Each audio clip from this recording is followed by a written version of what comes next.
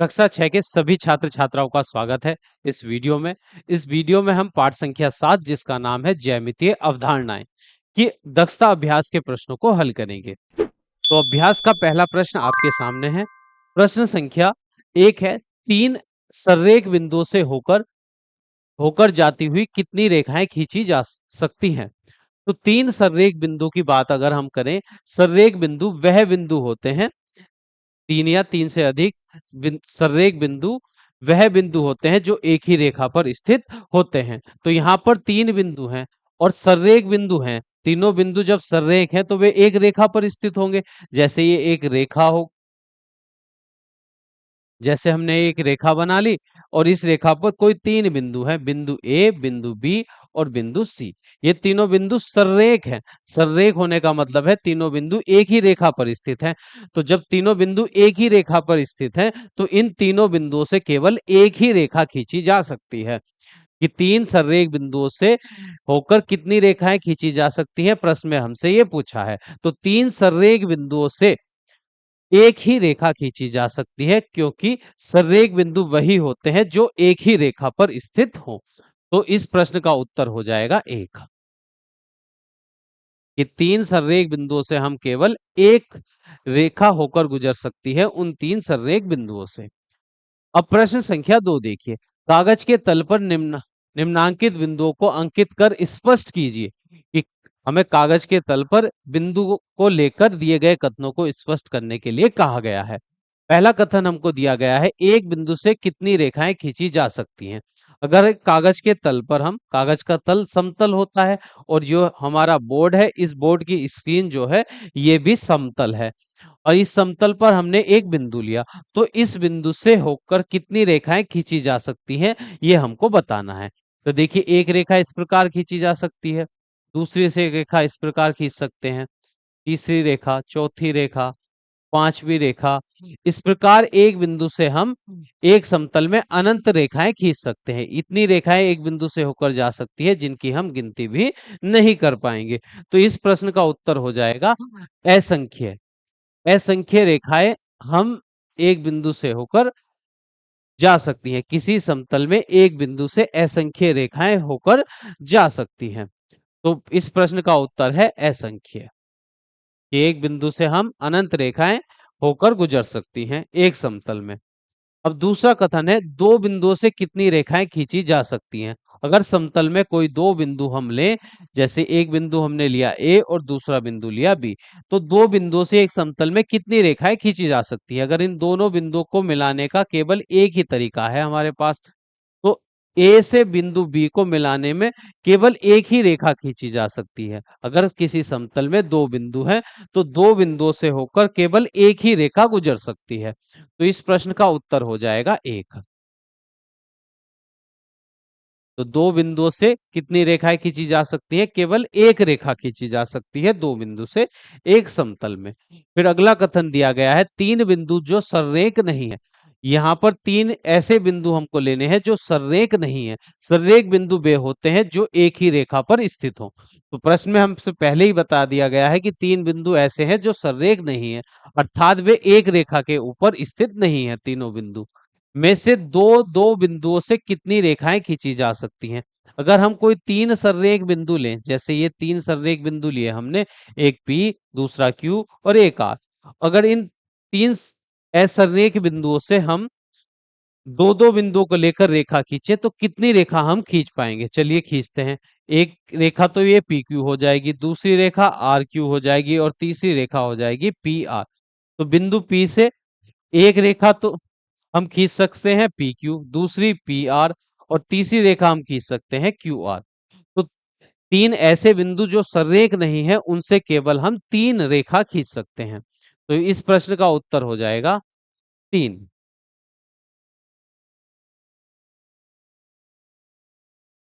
तो तीन ऐसे बिंदु जो सररेख नहीं है उनमें से दो दो बिंदुओं को लेकर हम केवल तीन रेखा ही खींच पाएंगे। फिर अगला कथन देखिए।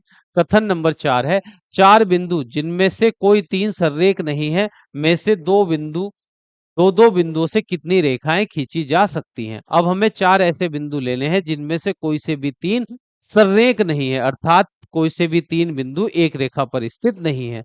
तो हमें चार ऐसे अलग अलग बिंदु यहाँ पर लेने हैं। जैसे हमने ये चार बिंदु यहाँ पर लिए, एक का नाम रखा ए, दूसरे का बी, तीसरे का सी और चौथे का डी। अब इन चार बिंदुओं में से दो दो बिंदुओं को लेकर हम कितनी रेखाएं खींच सकते हैं? देखिए, एक रेखा तो ये हो जाएगी बिंदु ए से, दूसरी रेखा होगी ये वाली बिंदु सी तक ए सी, तीसरी रेखा यहाँ पर हम खींच सकते हैं ए डी। ठीक है, बिंदु ए से तीन रेखा खींच सकते हैं। बिंदु बी से देखिए, ये तो वही वाली रेखा है पहली वाली, बिंदु बी से एक बिंदु सी तक जाएगी, एक बिंदु बी से बिंदु डी तक, इससे दो रेखा हमने खींच दी। फिर उसके बाद बिंदु सी से देखिए कितनी रेखा हम खींच सकते हैं, बिंदु सी से बिंदु डी तक एक रेखा खींची जा सकती है। तो ये कुल कितनी रेखा हमने खींच दी है यहाँ पर? एक, दो, तीन, चार और पांच और ये छह। तो चार बिंदु से, जो चार में से कोई से तीन बिंदु सररेख नहीं है, ऐसे बिंदुओं में कोई से दो बिंदु को लेकर हम केवल छह रेखा यहाँ पर खींच सकते हैं। तो इस प्रश्न का उत्तर हो जाएगा छह। ये चार बिंदुओं में से जिनमें कोई भी तीन बिंदु सररेख नहीं है, उन बिंदुओं में से दो दो बिंदुओं को लेकर हम कुल छह रेखाएं खींच सकते हैं। अब अगला प्रश्न देखिए, अगला कथन है पांच बिंदु जिनमें से कोई तीन सररेख नहीं है में से दो दो बिंदुओं से कितनी रेखाएं खींची जा सकती हैं? अब हमें पांच ऐसे बिंदु लेने हैं जिनमें से कोई से भी तीन सररेख नहीं है, अर्थात कोई पांच में से कोई तीन एक रेखा पर स्थित नहीं है। ऐसे तीन पांच बिंदु हमको लेने हैं। तो एक, दो, तीन, चार और ये पांच, ये पांच बिंदु हमने लिए। अब इन पांचों में से कोई से दो दो बिंदु को लेकर हम कितनी रेखाएं खींच सकते हैं? देखिए, एक रेखा, जैसे इस बिंदु का नाम हम लिख लेते हैं पहले पी, इन बिंदुओं को नाम रख देते हैं इनका ए, बी, सी, डी और ई। तो एक रेखा बिंदु ए से बी तक जा सकती है, एक रेखा ए से सी तक, फिर एक रेखा ए से ई तक, फिर एक रेखा जा सकती है ए से डी तक। तो बिंदु ए से ये चार रेखा हम खींच सकते हैं। फिर बिंदु बी से देखिए एक रेखा ये हो जाएगी बी सी, एक रेखा हो जाएगी बी डी, फिर एक रेखा हो जाएगी बी ई। फिर बिंदु सी से देखिए एक रेखा हम खींच सकते हैं सी डी, फिर एक रेखा हम खींच सकते हैं सी ई और फिर बिंदु डी से हम एक रेखा खींच सकते हैं यहाँ पर डी ई। तो देखिए कुल कितनी रेखाएं यहाँ पर हो गई हैं? एक, दो, तीन, चार, पांच, छह, सात, आठ और एक नौ। तो पांच बिंदुओं में से दो, कोई दो बिंदु को लेकर हम कुल नौ रेखाएं यहाँ पर खींच सकते हैं। तो इस प्रश्न का उत्तर हो जाएगा नौ। प्रश्न संख्या दो हमारी कंप्लीट हो चुकी है। अब देखिए प्रश्न संख्या तीन। प्रश्न संख्या तीन है स्तंभ ए एवं स्तंभ बी में सही जोड़े का मिलान कीजिए। तो स्तंभ ए से स्तंभ बी में हमें सही जोड़े का मिलान करना है। तो पहला शब्द यहाँ पर दिया गया है किरण, और इधर दो बिंदु ए बी और उनके ऊपर तीर दिए गए हैं। देखिए, किरण का केवल एक अंत्य बिंदु होता है। किरण किस बिंदु से शुरू है वो हमको ज्ञात होता है, पर किरण किस बिंदु पर खत्म है वो हमको ज्ञात नहीं होता। तो इसलिए किरण को प्रदर्शित करने के लिए हम जिस बिंदु से किरण शुरू है उस बिंदु का नाम लिखते हैं, और जिस बिंदु की ओर, जिस दिशा में किरण जा रही है उसकी ओर तीर का चिन्ह लगाते हैं। तो ये ए बी, तो ये हो जाएगा ए प्रारंभिक बिंदु है और बिंदु बी की दिशा में ये किरण जा रही है। तो जब हम किरण को संकेत द्वारा प्रदर्शित करते हैं तो दो बिंदुओं के ऊपर एक तीर की, एक दिशा में तीर लगाते हैं। तो ये मिलान हो जाएगा किरण का, इस ए बी के ऊपर एक तीर होगा जिस दिशा में। फिर अगला शब्द है हमारा रेखा। रेखा को जब हम प्रदर्शित करते हैं, रेखा का नाम लिखने के लिए रेखा पर कोई दो बिंदु लेते हैं, कोई दो बिंदु लेते हैं और उन दोनों बिंदु की ओर रेखा को हम कितना भी आगे बढ़ा सकते हैं। तो रेखा का नाम को जब हम प्रदर्शित, रेखा को जब हम संकेत द्वारा प्रदर्शित करते हैं तो रेखा का नाम लिखते समय रेखा पर स्थित दो बिंदुओं का नाम लिखते हैं और उसके ऊपर एक रेखा पर दोनों दिशाओं में हम तीर का चिन्ह लगाते हैं। तो रेखा मिल जाएगी पहले वाले संकेत से। अब रेखाखंड का जब हम नाम लिखते हैं, रेखाखंड के दो अंत्य बिंदु होते हैं। रेखाखंड कहाँ से पर शुरू है और कहाँ पर खत्म है वो हमको पहले से ज्ञात होता है। तो बस उसके ऊपर कोई भी तीर का चिन्ह, किसी भी दिशा में हम तीर का चिन्ह नहीं लगाते हैं। तो ये तीसरा वाला मिल जाएगा दूसरे वाले से। अब ये बंद आकृति, बंद आकृति वह आकृति होती है, देखिए जिस बिंदु से हम चलना शुरू करते हैं, अगर जिस प्रारंभिक बिंदु से चलना शुरू करेंगे और बाद में हम घूम घाम कर उस प्रारंभिक बिंदु पर ही रुक जाएं, कि जिसका प्रारंभिक बिंदु और अंत वाला बिंदु दोनों एक ही हो, वह एक बंद आकृति कहलाती है। तो यहां से देखिए, देखिए ए से बी तक गए, फिर बी से ए पर आ गए, तो प्रारंभिक बिंदु भी ए है और अंतिम बिंदु भी ए है, इसलिए यह मिल जाएगा बंद आकृति से। तो इसको मिला देंगे हम बंद आकृति से। तो प्रश्न संख्या 3 कंप्लीट हो चुकी है। अब हम चलते हैं प्रश्न संख्या 4 पर। प्रश्न संख्या 4 है, किसी तल पर स्थित एक रेखा में कितने बिंदु हो सकते हैं?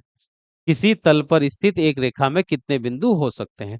देखिए, बिंदु रेखा का जो निर्माण होता है वो बिंदुओं के समूह से होता है, कि ये अनंत बिंदु बहुत पास पास रखे होंगे तब उनको मिलाते हुए एक रेखा का निर्माण किया जाता है। तो एक समतल में एक रेखा पर कितने बिंदु हो सकते हैं? अनंत बिंदु हो सकते हैं। तो इस प्रश्न का उत्तर हम लिख देंगे असंख्य बिंदु, कि एक समतल में एक रेखा पर असंख्य बिंदु हो सकते हैं। कितने बिंदु होंगे जिनकी गिनती भी नहीं की जा सकती एक रेखा पर। तो प्रश्न संख्या 4 का उत्तर है असंख्य। अब चलते हैं प्रश्न संख्या 5 पर। प्रश्न संख्या 5 है कि दी गई आकृति में रेखाओं के नाम लिखिए। एक आकृति यहाँ पर दी गई है जिसमें दी गई आकृति से हमें रेखाओं के नाम लिखने हैं। तो देखिए, एक रेखा तो यहाँ पर हो जाएगी, पहले वाले भाग का हम उत्तर यहाँ पर लिख लेते हैं। प्रश्न संख्या 5 के पहले सवाल का उत्तर। तो एक रेखा यहाँ पर हो जाएगी एडी। देखिए, बिंदु ए से बिंदु डी तक ये रेखा का एक भाग है एडी, और इसके ऊपर दोनों दिशाओं में हम तीर का चिन्ह लगा देंगे। एक रेखा एडी हुई, एक रेखा हो जाएगी ए बी, ए बी।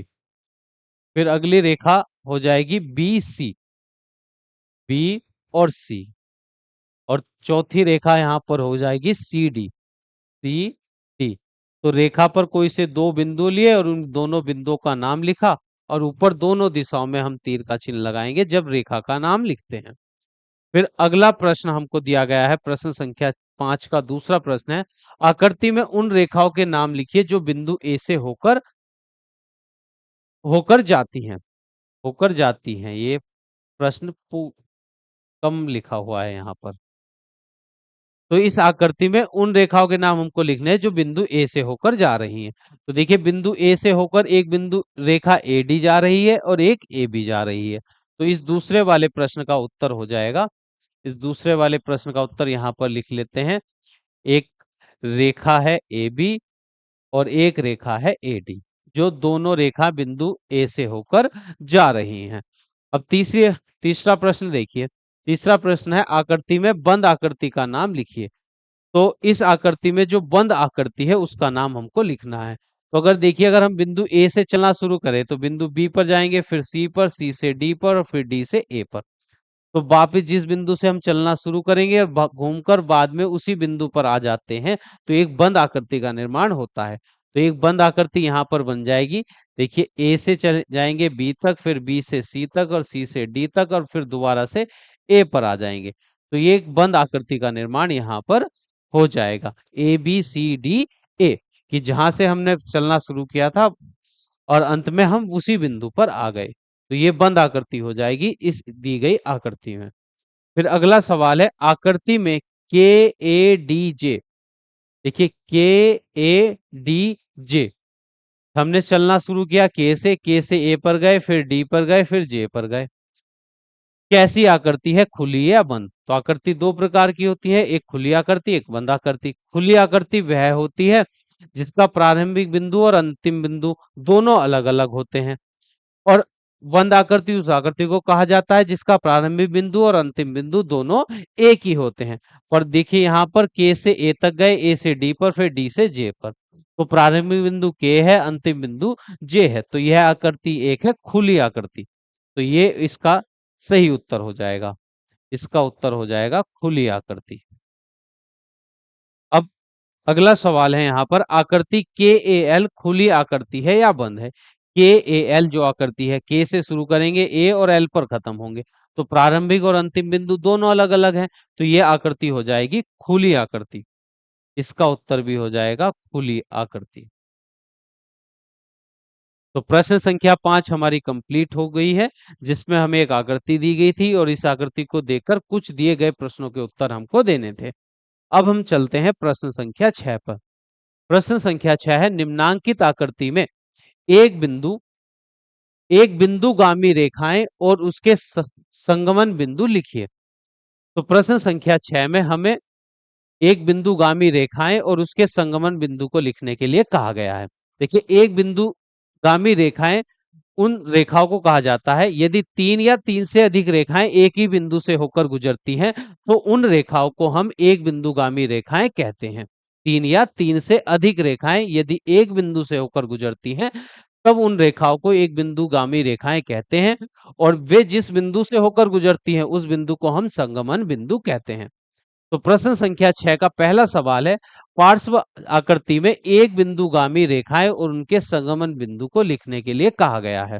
देखिए, इस आकृति में हमें एक बिंदुगामी रेखाएं ढूंढनी है, तो एक बिंदुगामी रेखाएं वे होती हैं, तीन या तीन से अधिक एक बिंदुगामी रेखाएं कहलाती हैं यदि तीन या तीन से अधिक रेखाएं एक ही बिंदु से होकर जाएं। तो यहां पर देखिए, बिंदु ए, देखिए बिंदु ए से एक रेखा तो ये वाली जा रही है, एक रेखा ये आ रही है और एक रेखा नीचे से जा रही है, तो ये तीन रेखा बिंदु ए से होकर गुजर रही हैं। तो यहां पर हम लिखेंगे प्रश्न संख्या 6 के पहले सवाल का उत्तर। देखिए, संगमन बिंदु, तो तीन रेखा बिंदु ए से होकर जा रही है, तो बिंदु ए को हम संगमन बिंदु कहेंगे।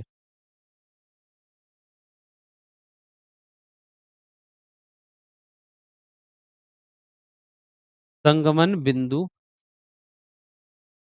ए से जाने वाली रेखा, जाने वाली रेखा। देखिए, बिंदु ए से जाने वाली रेखा है, एक रेखा यहां पर है, देखिए एक रेखा है सी ए। कौन सी रेखा है? सी ए, एक रेखा है। दूसरी रेखा है ये एल रेखा, इसका नाम है। तीसरी रेखा है यहाँ पर क्यू। तो एक रेखा है यहाँ पर सी ए, दूसरी रेखा है एल, जिसको अंग्रेजी वर्णमाला के छोटे अक्षर द्वारा नाम दिया गया है, और तीसरी रेखा है यहाँ पर क्यू। तीसरी रेखा है क्यू। शायद ये सी ए यहाँ पर इस चित्र में कुछ मिसप्रिंट है, तो इस सी ए वाली जो रेखा है इसका नाम भी छोटे अक्षरों द्वारा ही दिया होगा, पर हम ऐसे यहाँ पर सी ए और उसके ऊपर दोनों ओर तीर का चिन्ह लगा देंगे, तो ये इसी रेखा को प्रदर्शित करेगा। अब दूसरी रेखा देखिए, बिंदु बी भी है, इस बिंदु बी से भी तीन रेखा होकर जा रही है, एक बिंदु ये, एक ऊपर से आ रही है और एक इधर साइड से आ रही है, तो ये तीन रेखाएं बिंदु बी से होकर गुजर रही हैं, तो ये तीनों रेखाएं एक बिंदुगामी रेखाएं कहलाएंगी और बिंदु बी को हम संगमन बिंदु कहेंगे। तो लिखते हैं संगमन बिंदु बी से जाने वाली रेखाएं, बी से जाने वाली रेखा। तो बिंदु बी से जाने वाली रेखा देखते हैं कौन कौन सी। एक रेखा तो है एम, दूसरी रेखा है ये पी, एक रेखा एम है, दूसरी रेखा पी है, और तीसरी रेखा है ये टी, तीसरी रेखा है टी।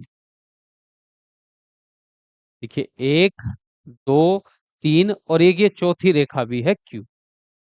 तो बिंदु पी से ये चार रेखाएं एक बिंदु बी से होकर जा रही हैं, इसलिए ये इन तीन चारों रेखाओं को हम एक बिंदुगामी रेखा कहेंगे और इस बिंदु बी को हम संगमन बिंदु कहेंगे। तो ये था प्रश्न संख्या 6 के पहले प्रश्न का उत्तर। अब दूसरा प्रश्न देखिए। दूसरा प्रश्न है, पार्श्व चित्र में ए एफ बी में खुली आकृति है या बंद?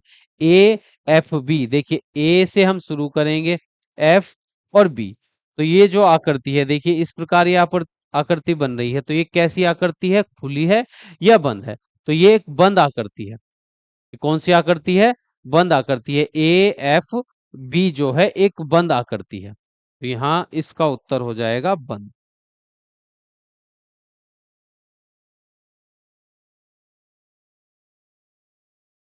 बंद आकृति। और फिर प्रश्न संख्या 6 के तीसरे सवाल को पढ़ते हैं। पार्श्व चित्र में F D D dash P, देखिए एक आकृति यहाँ पर दी गई है, एफ डी डी डैश और फिर पी से।